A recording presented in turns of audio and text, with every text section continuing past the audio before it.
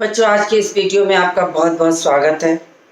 मैं आपको पुनरावृत्ति कराने चल रही हूँ पाठ 12 कंचा। कंचा पाठ पढ़ाने के पहले मैं आपको बता दूं कि कंचा क्या होता है। आपने देखा होगा कि कांच की, शीशे की बनी हुई रंग बिरंगी गोलियां होती हैं। प्रायः इसको बच्चे खेल के लिए प्रयोग करते हैं, खेलने में प्रयोग करते हैं। कंचा छोटे बड़े कई आकार का, कई रंगों का होता है और खेलने में लोग इसे अच्छा खेल तो नहीं समझा जाता, लेकिन बच्चों के लिए आकर्षित करता है। क्यों आकर्षित करता है? कि ये शीशे की गोलियां देखने में बहुत सुंदर होती हैं, रंग बिरंगी होती हैं। अंदर इसके तमाम तरह के रंग दिखाई पड़ते हैं, कई आकार के होते हैं, छोटे बड़े, तो सबको बहुत लुभावने लगते हैं। और बच्चों को मैंने इसे गांव में कई जगहों पर ज़मीन में बैठकर उंगली से खेलते देखा है। यद्यपि खेलना अच्छी बात है, मगर कंचे खेलना बहुत अच्छा लोग नहीं, अच्छी दृष्टि से नहीं देखते हैं, अच्छे खेलों में नहीं जोड़ा जाता। लेकिन इसके मतलब ये नहीं है कि अच्छे खेलों में नहीं जोड़ा जाता तो कंचा किसी को अच्छा नहीं लगता। कंचे का जो स्वरूप होता है वो बहुत सुंदर होता है और उसके कारण छोटे बच्चों को वो बहुत अच्छा लगता है।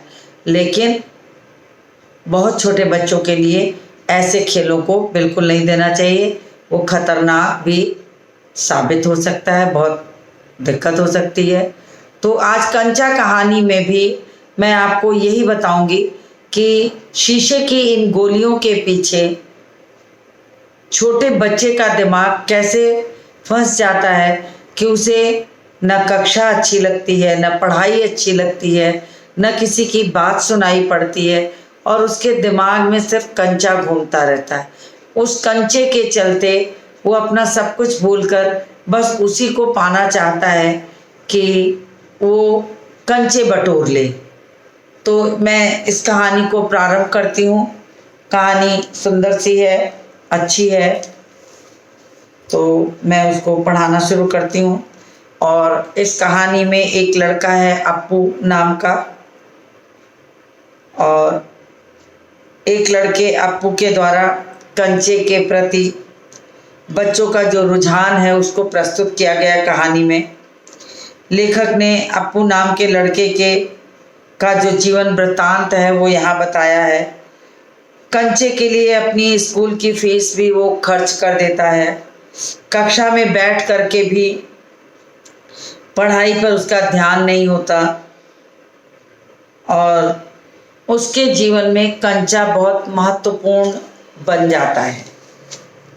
कंचे के पीछे आकर्षण जो दिखाया गया है वो इस कहानी का मुख्य अंश है कि एक छोटे से बच्चे को किसी दुकान में शीशे के जार में रखा हुआ ये शीशे की नन्ही नन्ही गोलियां, रंग बिरंगी गोलियां दिखती हैं और उसका मन कहता है कि वो किसी भी तरह से उन गोलियों को हासिल कर ले।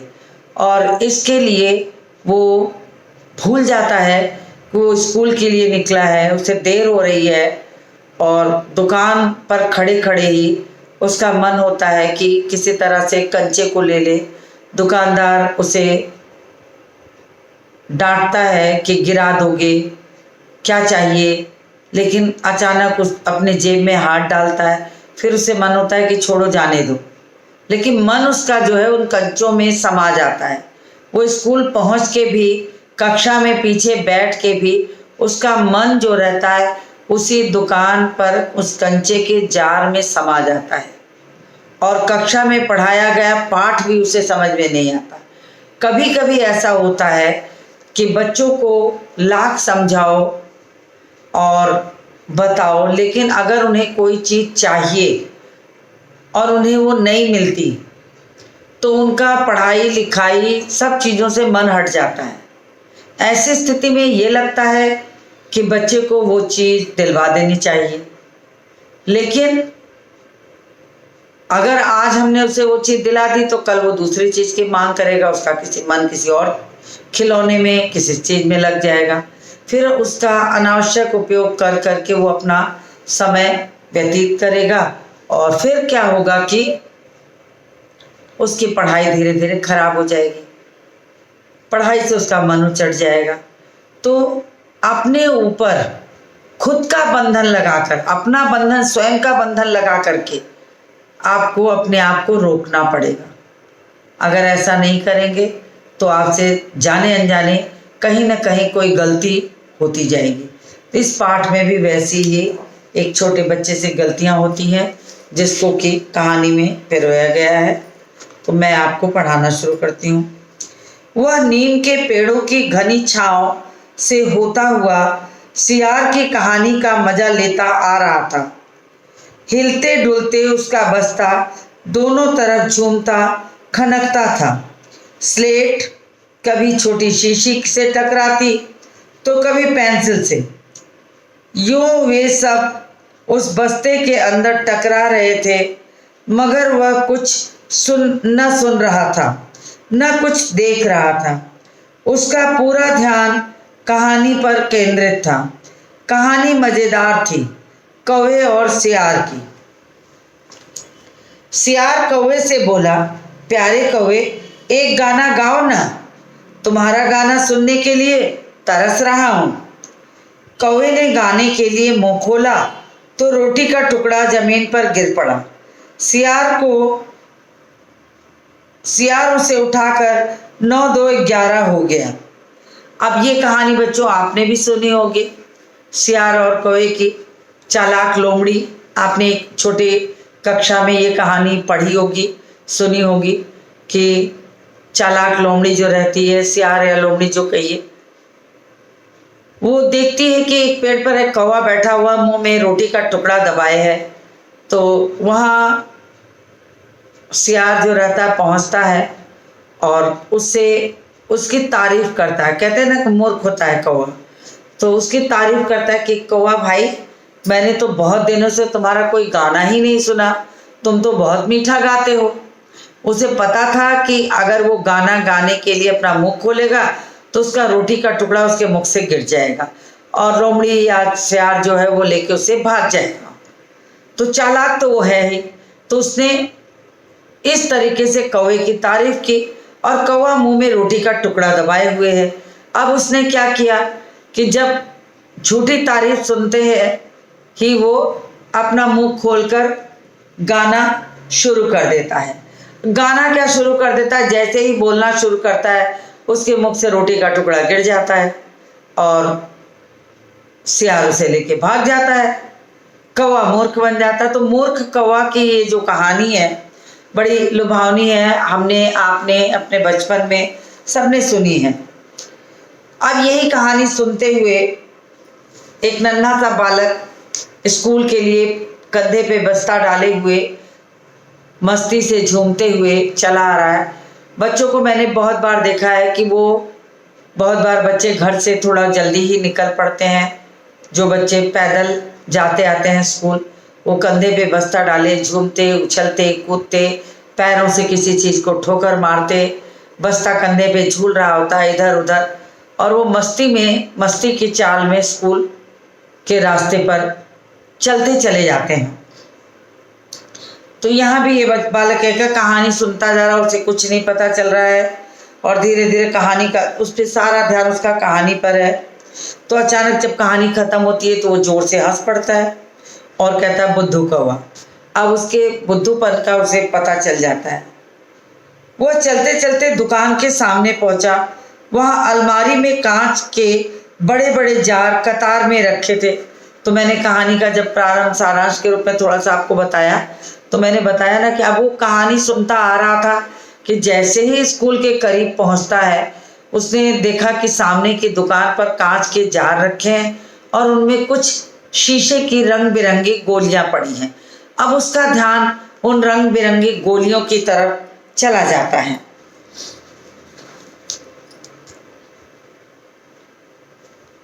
अब वहाँ अलमारी के कांच के बड़े बड़े जार कतार से रखे हैं जिनमें चॉकलेट, पेपरमिंट और बिस्कुट थे। उसकी नज़र उनमें से किसी पर नहीं पड़ी। पेपरमेंट, चॉकलेट, बिस्किट भी बच्चों को बहुत अच्छे लगते हैं। लेकिन अगर इन सारी चीज़ों के बदले में बच्चे को एक खिलौना या एक खेल का सामान दे दीजिए, एक बॉल दे दीजिए रंग बिरंगी, कोई भी खेल का सामान दे दीजिए, तो संभवतः वो खाने का सामान छोड़ के वो खेल का सामान बच्चा उठा लेगा। आप कितना भी देखें, मैंने बच्चों को स्कूल में देखा है कि रिसेस के समय में अगर खेलने को मिल जाता है तो वो अपना टिफिन जो लाए रहते हैं वो तक नहीं खाते हैं, और या वो जल्दी जल्दी खा पी के 5 मिनट में और फिर भागते हैं कि बाकी बचे हुए समय में वो खेलेंगे। तो खेलना इन बच्चों को कितना प्रिय होता है कि वो उन्हें भूल जाते हैं कि उन्हें टिफ़िन के समय में, अपना लंच के समय में टिफ़िन भी कर लेना चाहिए, या खाने पीने का आइटम है तो वो ज़्यादा पसंद होना चाहिए। तो कांच के दुकान पर कांच के जार में बिस्किट, पेपरमेंट, चॉकलेट, टॉफ़ी सब रखी है, लेकिन बच्चे का ध्यान उन चीज़ों पे बिल्कुल नहीं जाता। जाता है कहाँ, वो देखिए। उसकी नज़र उनमें से किसी पर नहीं पड़ी। क्यों? देखे, उसके पिताजी उसे ये चीज़ बराबर ला कर देते हैं। फिर भी एक नए जार ने उसका ध्यान आकृष्ट किया। अब पिताजी ला कर देते हैं इसलिए उसको संतुष्टि है, उसका ध्यान उन चीज़ों पे नहीं जाता है।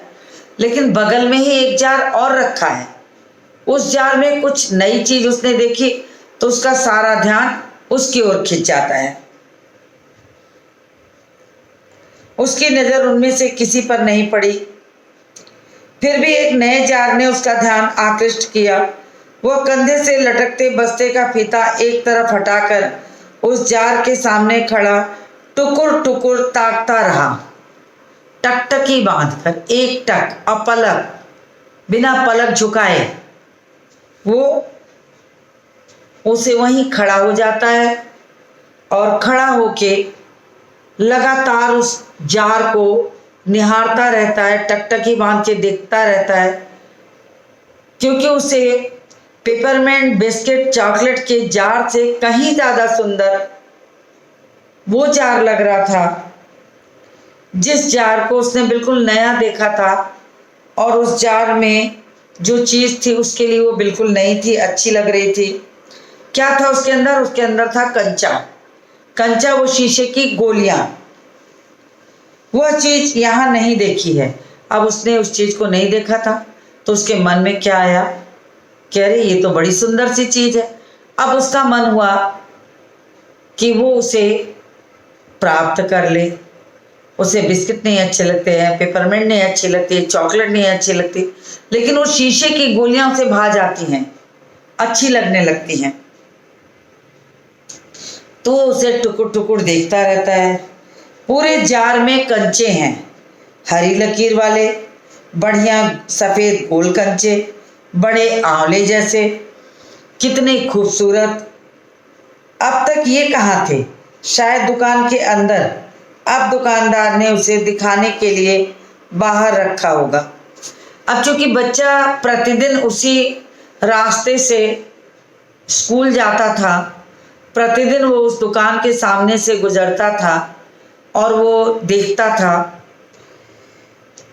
लेकिन उसे वो जार नहीं दिखाई पड़ता। रोजाना उसका ध्यान उस जार पर नहीं जाता था। अब उसको क्या लगता है कि संभवतः दुकानदार इस जार को कहीं अलग रखता होगा। आज उसने उठाकर इसे आगे रख दिया है और खाने पीने की चीज़ों से कहीं ज़्यादा सुंदर बालक को वो कंचों वाला जार लगता है। वो उसके आकर्षण का केंद्र रहता है। बस वो उन्हीं चीज़ों को निहारता रहता है, टकटकी बांध के देखता रहता है। वो यहाँ तक ये भी भूल जाता है कि वो विद्यालय के लिए निकला हुआ है और उसे स्कूल पहुँचने में देर भी हो सकती है। उसके लिए उसे डांट भी पड़ सकती है, पीछे भी बैठना पड़ सकता है, बहुत सारी चीज़ें हो सकती हैं।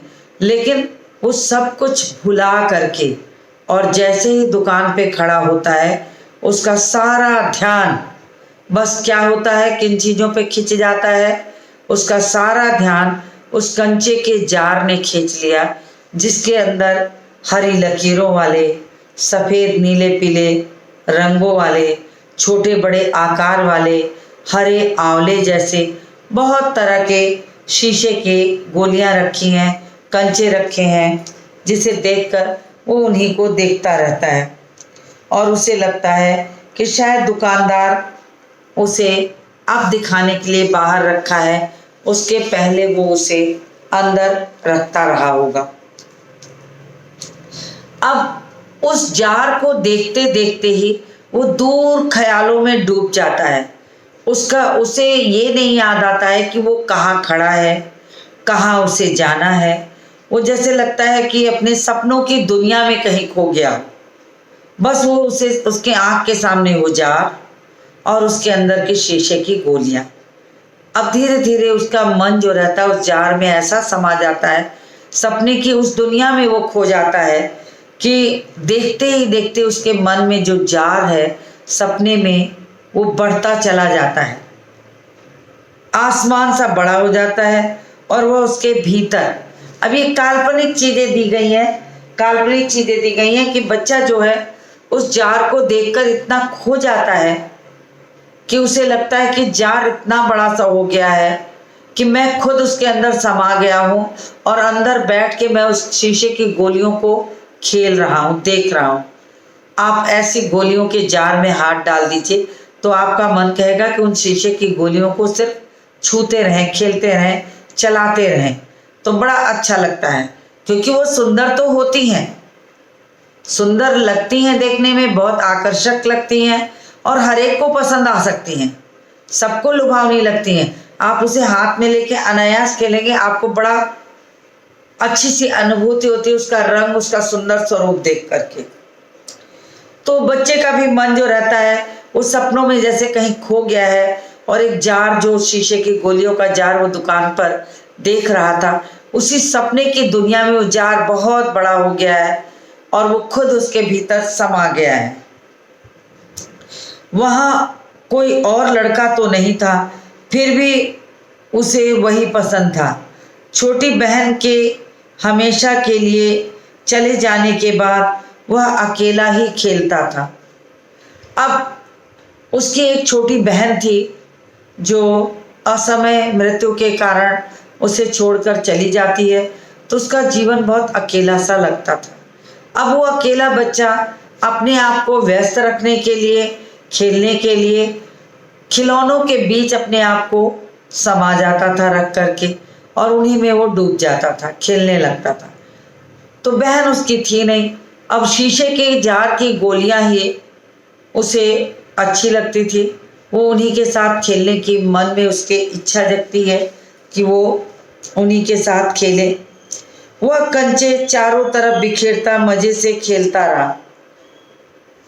अब उसको क्या लग रहा था कि शीशे का जो जार है वो बहुत बड़ा हो गया है, वो खुद उसके भीतर समा गया है, उन कंचों के बीच में बैठा है और उन कंचों से खेल रहा है।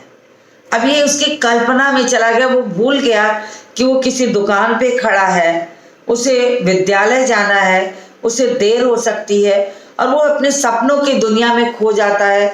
उसे कंचे इतने अच्छे लगते हैं और तभी अचानक से दुकानदार ने आवाज़ दी। जब देखा कि वो लड़का बिल्कुल टकटकी बांध के जार को निहारे जा रहा है, मुस्कराए जा रहा है, किसी दूसरी दुनिया में खोया है, तो दुकानदार को लगता है कि कहीं ये लड़का जार को गिरा ना दे। और तब क्या होता है, तब दुकानदार को लगा कि ये उसका नुकसान हो जाएगा। वो अचानक उस लड़के को टोक देता है, आवाज़ लगाती है। आवाज़ उसकी सुनते ही उसकी तंद्रा, जो वो सपने से जैसे जाग गया हो कि वो भूल गया था कि उसे विद्यालय जाना है, तो अचानक उसकी तंद्रा जैसे टूटती है। तो जार अब जो रहता है वो लड़का, तभी आवाज़ सुनाई पड़ती है, लड़के तू उस जार को नीचे गिरा देगा। इतना दुकानदार के कहते ही लड़का चौंक पड़ता है। लड़का बिल्कुल चौंक जाता है, जैसे लगता है नींद से जग गया हो।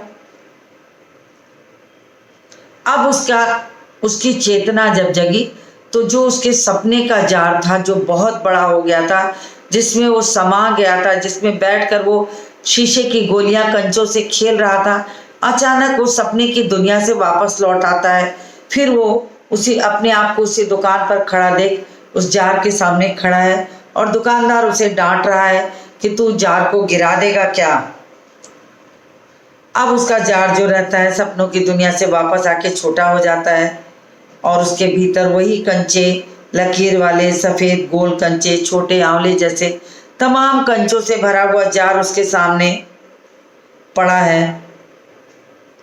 और वहाँ सिर्फ दो लोग हैं, एक तो वो बालक खड़ा है, दूसरा उसका बूढ़ा दुकानदार खड़ा है। दुकानदार के चेहरे पर कुछ चिड़चिड़ाहट है।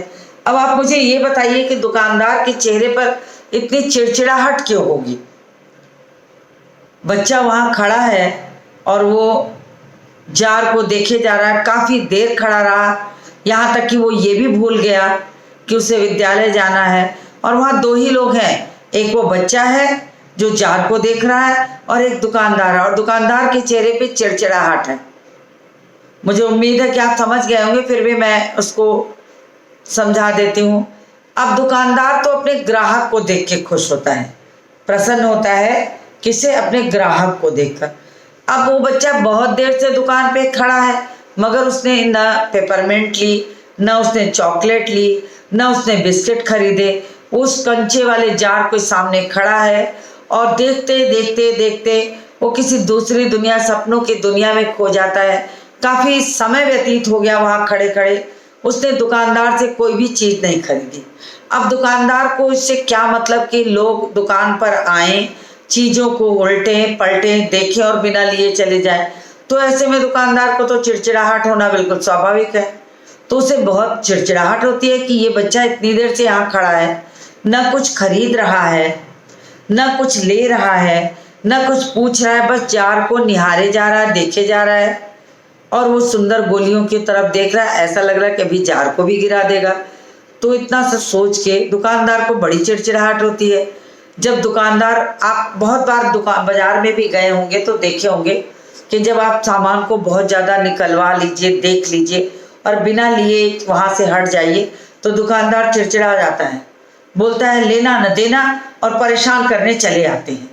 तो मतलब कहने का होता है कि वो चाहता है कि आप उसकी दुकान पर अगर गए हैं तो कुछ खरीदे, अन्यथा उसको चीज़ें दिखाने का आनंद बिल्कुल नहीं आता है। तो ये स्थिति हो जाती है उसकी कि उसको लगता है कि बस किसी तरह से दुकान पर अगर ग्राहक आया है तो कोई चीज़ खरीदे, अन्यथा उसका समय व्यतीत हो रहा है।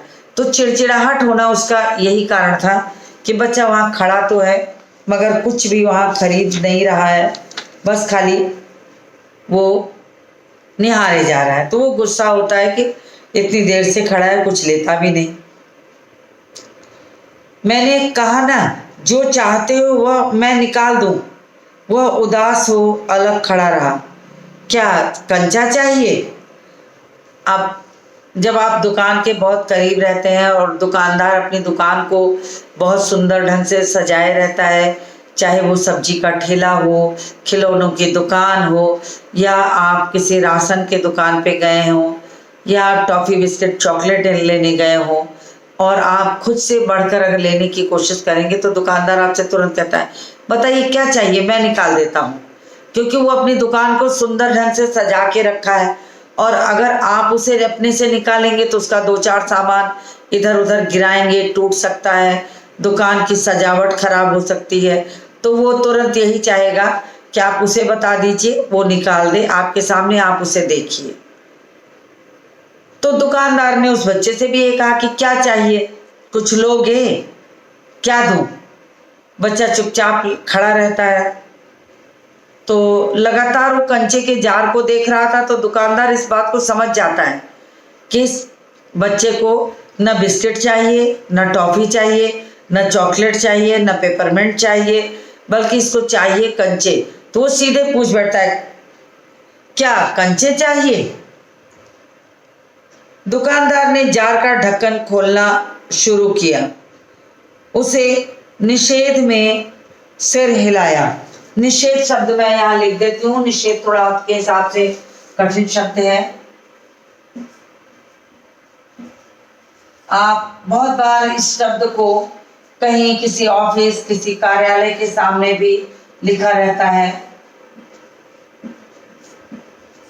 मना करना। यानी जहां आपको प्रवेश नहीं देना है वहां भी लिखा रहता है, बहुत जगह ये शब्द लिखा रहता है।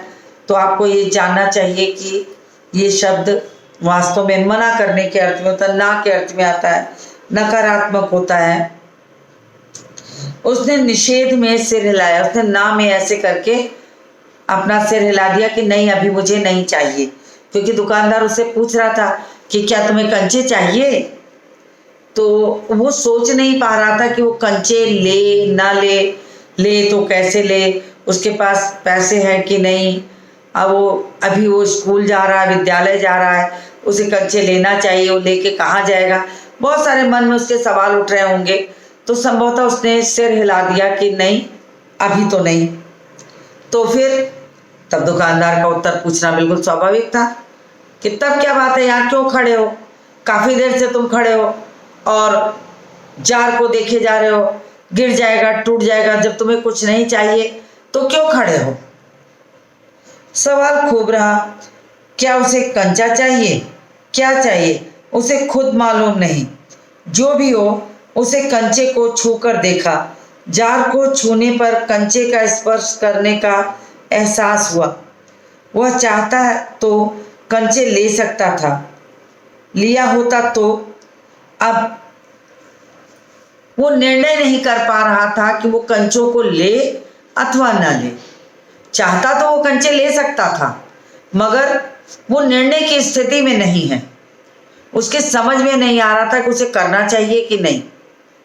अब वो जार को खड़ा है उस, और जब बच्चों को देखिए, मैंने बहुत बार देखा है छोटे बच्चों को, जब वो किसी खिलौने की दुकान पे जाते हैं या कोई चीज़ उन्हें लेनी रहती है और माता पिता या वो खुद से निर्णय की स्थिति में नहीं है, नहीं ले रहे, तो उसे बार बार छूते हैं।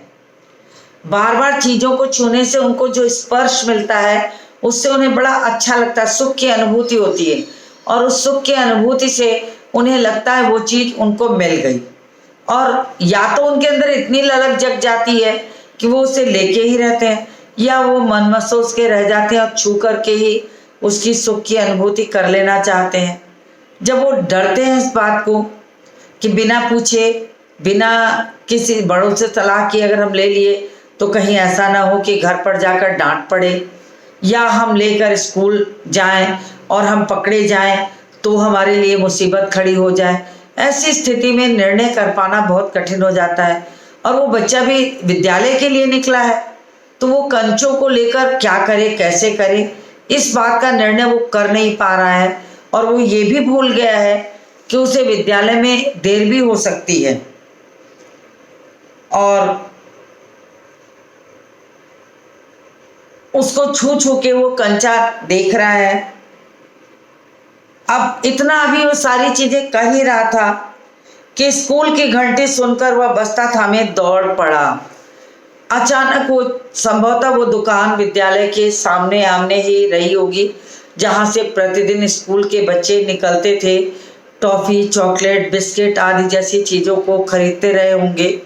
तो उनके मन में आया होगा, वो बच्चा भी विद्यालय के करीब पहुंचकर आराम से खड़ा होके देख रहा है और ये भूल जा रहा है कि वो विद्यालय के लिए है। अचानक उसके कान में स्कूल की घंटी बजने की आवाज़ पड़ती है, और जब ऐसी स्थिति आती है तो बच्चे क्या करते हैं, वो स्कूल के गेट से ही भागना शुरू कर देते हैं और विद्यालय के मुख्य गेट से होते हुए जब अपने स्कूल के गेट के अंदर घुसते हैं तो उनको थोड़ा देर हो चुकी होती है। उसके लिए कभी कभी उन्हें डांट भी सुनने को पड़ती है। और वो बच्चा तो जल्दी पहुंचा था, लेकिन उसने अपना सारा समय दुकान पर कंचों को देखने में इस तरह बिता दिया कि वो ये भूल ही गया कि वो विद्यालय के लिए निकला है। दुकानदार अलग से चिड़चिड़ाता है कि वो कुछ ले भी नहीं रहा है और दुकान पे खड़ा हुआ उसका भी समय नष्ट कर रहा है। और बच्चे को तो ये भी नहीं याद आता कि वो क्या करे। अचानक कान में स्कूल की घंटी पड़ी और वो जैसे नींद से चौंक पड़ा हो कि वो विद्यालय के लिए निकला है और वो भागते हुए स्कूल के लिए आने लगता है। अब उस क्षण में वो भूल जाता है कि वास्तव में उसे कंचा चाहिए या नहीं चाहिए। मन तो उसका कंचों के साथ ऐसा बंध गया कि विद्यालय पहुंचकर कक्षा में घंटी लगने के बाद पहुंचकर पीछे बैठ करके वो कक्षा में बात सुनता रहता है, लेकिन उसका मन उसी जार के भीतर जैसे कहीं समा गया हो। वो ये भूल जाता है कि वो विद्यालय आया है, पढ़ाई हो रही है, पढ़ने का के समय, और इस चीज़ को देखकर मास्टर को भी समझ में आ जाता है कि बच्चे का मन कहीं और है। और अध्यापक का ये समझना बहुत सहज बात है। प्रतिदिन वो कक्षा में आपके सामने खड़ा होके सारे बच्चों को के चेहरे को देखकर कि समझ सकता है कि कौन बच्चा है जिसका मन पढ़ाई में लग रहा है, जिसका नहीं लग रहा। बहुत सारे बच्चों को मैंने देखा है कि वो बैग में हाथ डाले हुए कुछ ढूंढते रहते हैं, कभी उनको पेन नहीं मिलती, कभी कॉपी नहीं मिलती, कभी पेंसिल नहीं मिलती, और अध्यापक टोकता है, क्या बात है, पढ़ाई में मन नहीं लग रहा, तुम्हारी पुस्तक कहाँ है, तुम क्या कर रहे हो। तो इन सब चीज़ों से ये समझ में आ जाता है कि बच्चे का मन पढ़ाई में नहीं लग रहा। और यहाँ तो इस नन्हे से बच्चे का मन उस जार के भीतर कंचों में लग गया है, फिर उसको कहाँ लगेगा कि पढ़ाई में मन लग रहा है। ऐसी स्थिति में उसका मन उन्हीं कंचों के जार में समा गया था। तो मैं आज आपको यहीं तक की कहानी पढ़ा रही हूँ। कहानी थोड़ी सी बड़ी है, अच्छी है, तो मैं इसके शेष भाग को अपने अगले वीडियो में फिर पढ़ाऊँगी। तो आप निरंतर पाठों पर आधारित सारे वीडियो देखा करिए, जिससे आपको कहानी पूरी एक साथ सुनने को मिले। और एक वीडियो में समाना बहुत कठिन हो जाता है पाठ अगर लंबा हो। तो आज के इस वीडियो को मैं यहीं समाप्त करती हूँ और मिलती हूँ आपसे अगले वीडियो में।